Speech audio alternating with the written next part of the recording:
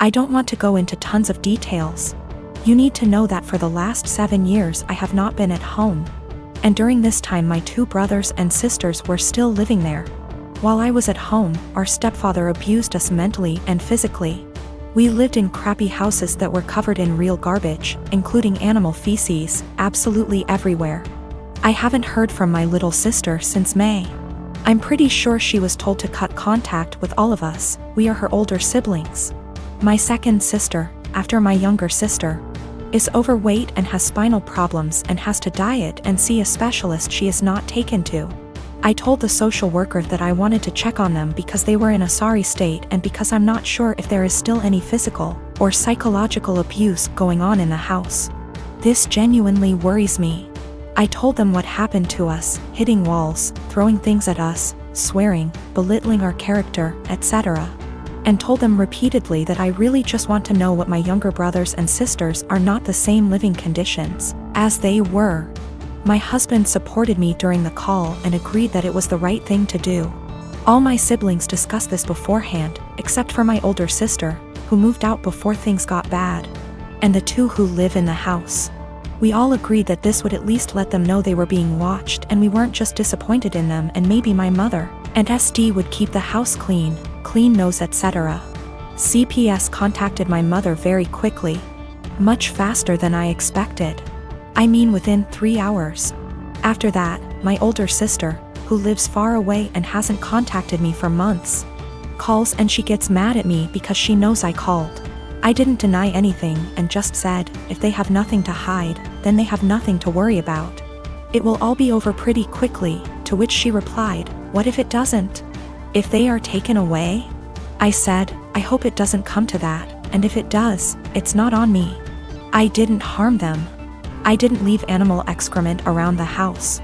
I asked, would you let your children live the way we lived? She didn't answer. I asked again and she said, no. I'd keep a decent house, but it's not your job to tell someone else how to parent. I said, okay. So, if that's all, why did you call? I think we're done. She told me that we all need to get over what happened to us and move on. She left long before the violence started and she wasn't around, regardless of my personal experience. I can't help but feel like I did something wrong. I have limited contact with my mother because of her husband, and she denies that any of us have ever been abused. My sister asked, why don't you just come in and see the conditions? I told her, I can't be around my stepfather. I refuse to expose myself to this negativity again. Even though my husband and siblings agree that it was the right thing to do, I still can't help feeling wrong because of it. Like it wasn't my place. But if it wasn't my place, then whose was it? I really would like a third-party opinion on what I did. Am I wrong in reporting my family? Honestly, should I have just kept my mouth shut? I don't mind if I don't have any contact with my mom or older sister. They don't even know that I'm almost 4 months pregnant because we don't talk very much. So the possibility that I'll never have a real relationship doesn't bother me. What worries me is that I don't know if I was right. I called my mother's CPS based on previous experiences of psychological and physical abuse by our stepfather. I have not heard anything from my younger brothers and sisters for a long time, because communication was interrupted. We lived in appalling conditions. There were animal feces, rubbish and mess everywhere. We were beaten, things were thrown at us, etc. I told the police that I was not sure if something was going on for sure because, again, no contact. But I wanted them to check on my siblings. Was I completely out of sorts? My husband and I have been married for 21 years. We have 2 adult children, one is in college out of state and the other is in the Navy. When we first got married, my husband was in Navy and we spent the first 10 years of our marriage moving from place to place, wherever his new duty station was. I found it hard to make friends, and I could not keep a job, so I made a difficult decision and decided to be a som. When he got out of the Navy 11 years ago, he took a job and we moved. 3 years in, he got offered a job in another part of the company, however, it was in another state, so we moved again. We stayed there for 6 years. I went back to college and got my degree and began looking for work. I found a job I liked in my field, and 6 months into working, He said he was offered a job with a new company and wanted to take it. But that would mean we would be moving almost 2,000 miles from where we were in a new state. I reluctantly agreed because the new state would have more job opportunities for me and we would be closer to our family, which is something that we have not had in many years. Last night my husband came up to me and said that there was a job opening in his company and he wanted to apply for it. It would mean a pay raise and better hours, but the caveat would be that we have to move again. We have been living in our new state for 3 years. I love it here. I have an amazing job and I am making great money. I finally have friends and am able to socialize. I told him that I am not moving again. Anytime we have to move, he always leaves first and I end up being responsible for selling / packing the house. And I am not doing that again. Our son's college is only 2 hours from here. We can see him twice a month. If we move, that means we would have at least a day's drive and would only be able to do that once or twice a year. Now my husband is upset with me and guilt-tripping me because he claims I do not support him. I told him that was BS because I spent most of my life moving from place to support his career. He told me that I am selfish and he is just trying to provide for us. I told him that we are more than comfortable where we are now, and that if he truly wants to take the job, he will be going alone. My husband and I have been together since I was 15 and he was 17. He joined the Navy right after graduation from high school when he was 18 and I was 16, but had to wait 2 years before we could marry. He works for a company that has plants in 15 states. He is currently in middle management, but if he wants to advance his career further, he would need to go to another plant out of state. Financially, we are more than comfortable. We do not need any more money. My son plans to stay in the place he is after college. We have a great relationship with him and he comes home 1 time a month and we see him 1 time a month. My other son comes home on leave whenever he can and stays with us. We are very close to both of the boys. I talked to my husband again tonight and told him quite firmly that moving again was not an option for me. The area he wants to move has very little jobs in my field and specialty in that area, and I would need to commute more than an hour one way for a job versus the 20 minutes I have here. We are sandwiched between 2 major cities, and if we move we would be an hour from the most major city. I would also have to take a massive pay cut and work a menial job to build a new network to find employment in my field. My husband is disappointed in me for not wanting to leave. He left to stay with a friend because he needs to think. He doesn't understand why I would force him to turn down an opportunity to advance his career further. I told him to take all the time he needs, but I am not moving again. I said I would revisit the possibility when I am ready for retirement in 15 years, but no sooner. I own a small condo in Orlando. I bought it while working for the Mouse, and my friend Ben lived there with me. Ben's a cook and is rarely home.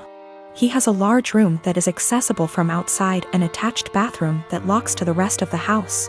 Well, I got a different job, got engaged to my partner, and moved a few hours away. We kept the condo as a place to stay when we visit the parks. And we agreed with Ben that he could continue living there as long as he paid all the utilities and maintained the place. Our friends use it too. They pay a bit for utilities, are told don't bother Ben, and clean before they leave. Between everyone who uses it, we've gotten stuff donated so it's now a fully stocked vacation home. My immediate family and I have a bad history, but we mended. They've used the condo 3/4x a year. On Monday, Ben got woken up at 2 a.m. by hammering on the main door. My aunt and uncle, their kids, and their grandkids were all there waiting to be let in. I haven't spoken to these people in years after they decided I was the devil's spawn for being gay. They demanded that the caretaker give them the keys. Ben called me. I told him to give them my number, then shut and lock the door and not let them in. My aunt was insistent that my condo was actually owned by my family. It was the family vacation home. And it was against the law to not let them in. I told her no, it was mine, I own it and I let friends and family use it, but I choose who stays there. There was a lot of back and forth and some petty name calling. She said they were here for a week, where were they supposed to go, and I said I don't care. Meanwhile, my partner reported that Ben texted them saying my uncle was attempting to kick in the door. I said tell him to call the police. She hung up on me and Ben said they left. In the morning I got a phone call from my mom trying to convince me to let them stay. We had an argument during which she admitted that she didn't tell people that I owned the property, because she didn't want the rest of our family to know they were in contact with me again. I told her if that's how she wants our relationship to be, then she's no longer welcome. I checked in with Ben and he's okay.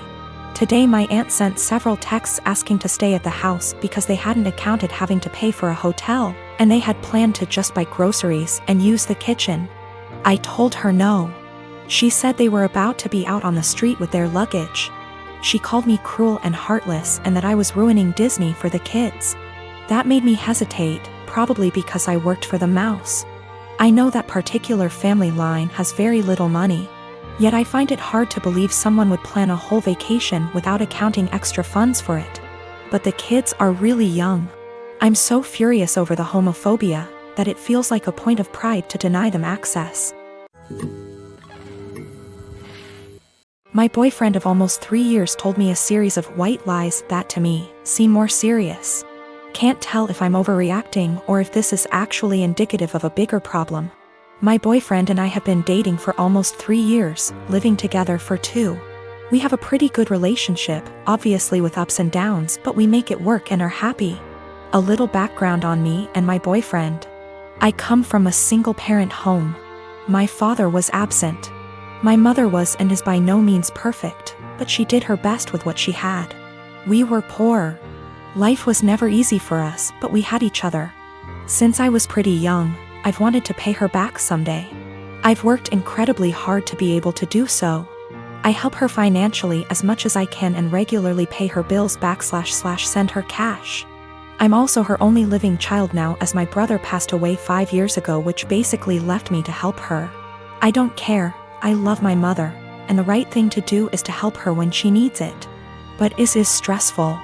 This is relevant because my boyfriend described coming from a somewhat similar past, and it is something we have bonded over. Having the mutual experiences seemed to bring us closer. He told me he also helped his parents financially, and we would often vent to each other about the stress it brings. I am not one to confide in many people, so having someone who I felt like actually understood me was meaningful to me. So here is where the lies come in, and I need someone to either tell me I'm not crazy and this is horror, or that I am crazy and this isn't a huge deal. I'm fine with either. When we met, my boyfriend lived in a condo in a pretty swanky part of the city. I live in the US Northeast. He told me he owned that apartment / condo. I found this to be interesting / odd because he was 28 at the time, and I know this property is upwards of $650,000 on the low end, and he was in an entry-level job for only like 2 years, so the numbers just didn't really add up. Whatever, maybe he's good at saving.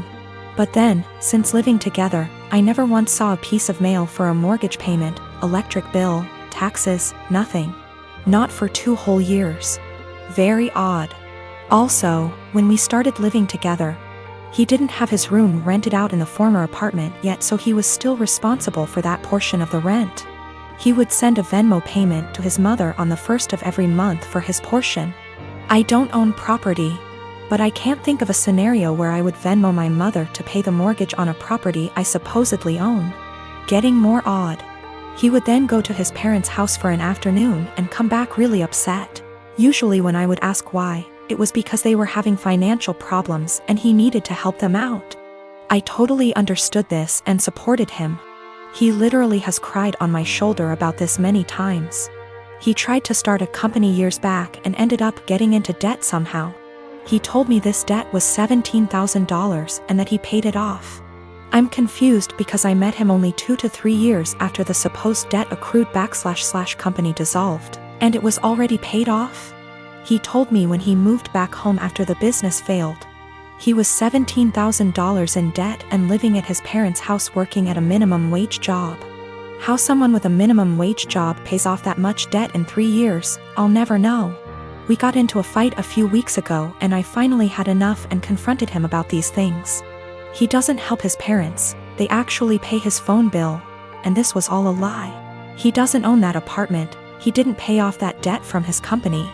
He initially told me his parents helped pay it off and then like 3 minutes later, came clean. and said that his business partner paid it off, so I have literally no idea what the truth is there, and if anything, in my eyes, his parents are the ones who are financially supporting him. So now, I'm dating a 31 years old man who doesn't pay his own phone bill, was lying to me and / or completely fabricating aspects of his life for 3 years. And then when confronted about it, continued to make up lies and then came clean about them 5 minutes later.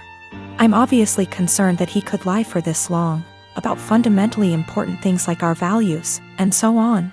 I sincerely thought I would marry this man. He seemed to understand me like no one else and to be a truly caring and genuine person.